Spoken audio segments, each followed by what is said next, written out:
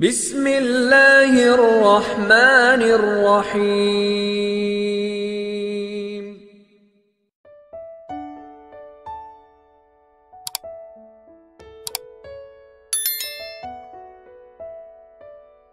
Bismillahirrahmanirrahim. Assalamualaikum warahmatullahi wabarakatuh.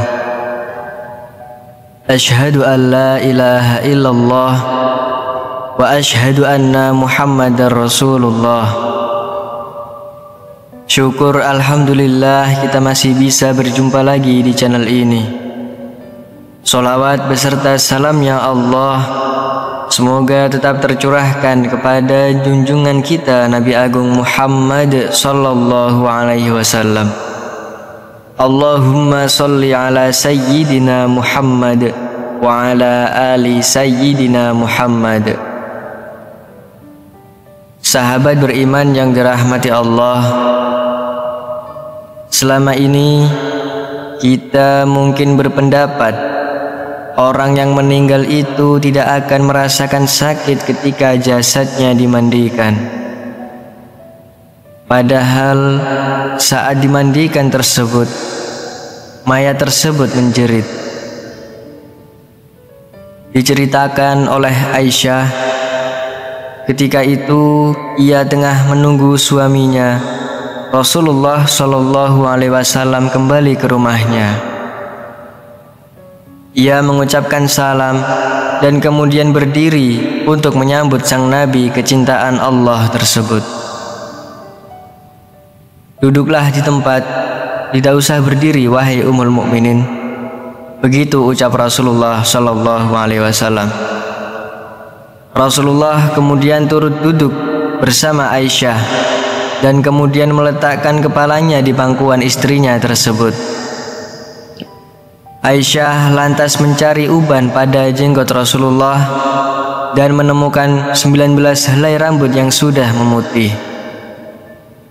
Aisyah kemudian berpikir dalam hatinya, sesungguhnya baginda akan meninggalkan dunia ini sebelum aku, sehingga tetaplah satu umat yang ditinggalkan oleh nabinya. Maka ia pun menangis sehingga mengalir air matanya jatuh menetes pada wajah baginda. Rasulullah sadar terkena tetesan air mata istrinya.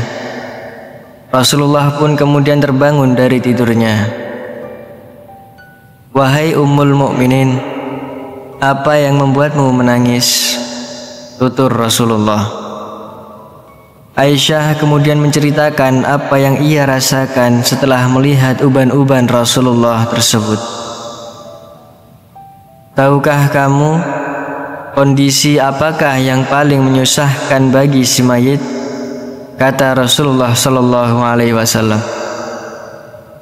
Tidak ada kondisi yang paling menyusahkan atas diri mayit dari saat keluar dari rumahnya, anak-anak yang ditinggalkan berada di belakangnya serta menyangisinya.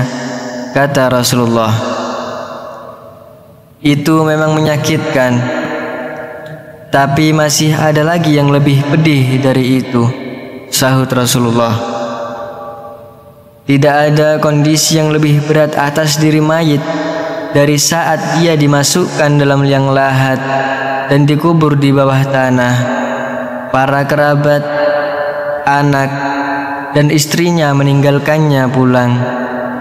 Setelah itu datanglah malaikat mungkar dan nakir dalam kuburnya. Ujar Aisyah.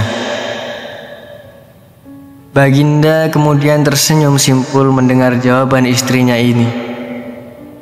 Beliau lantas menjelaskan bahwa sesungguhnya saat yang paling berat bagi mayit adalah ketika datangnya tukang memandikan mayit. Pemandi jenazah biasanya akan melepaskan cincin yang dipakai si mayit, melepaskan pakaiannya, kemudian memandikannya. Saat itu roh akan menjerit kuat di mana suaranya dapat didengar oleh seluruh makhluk kecuali jin dan manusia. Apa yang diserukan oleh roh itu ya Rasulullah? Tanya Aisyah radhiyallahu anha. Tukang memandikan, demi Allah, aku memohon kepadamu agar engkau mencopot pakaianku dengan pelan-pelan, karena sesungguhnya saat ini aku sedang istirahat dari sakitnya pencabutan nyawa dari malaikat maut. Begitu ungkap Rasulullah sallallahu alaihi wasallam. Aisyah pun kemudian semakin penasaran. Lalu, apa yang diserukan lagi oleh roh? Tanya Aisyah lagi. Tukang memandikan, demi Allah, jangan engkau tuangkan air panas, jangan engkau gunakan air panas, dan jangan pula air dingin. Sesungguhnya jasadku telah terbakar sebab dicabutnya nyawaku, papar Rasulullah. Lalu ketika dimandikan, apa yang diserukan oleh roh itu? Tanya Aisyah lagi. Dan ketika dimandikan, roh itu berkata, demi Allah, hai tukang memandikan, janganlah engkau pegang diriku terlalu kuat. Sesungguhnya jasadku masih terluka karena keluarnya nyawa. Tutur Rasulullah Shallallahu Alaihi Wasallam. Sahabat beriman yang dirahmati Allah, itulah sakit yang dirasakan oleh mayit. Tentu kita sudah tahu bahwa saat pencabutan nyawa itu rasanya begitu menyakitkan, dan bahkan Rasulullah Shallallahu Alaihi Wasallam pun merasakan hal yang sama, dan bekasnya masih terasa hingga saat dimandikan. Jadi bagi Anda yang sudah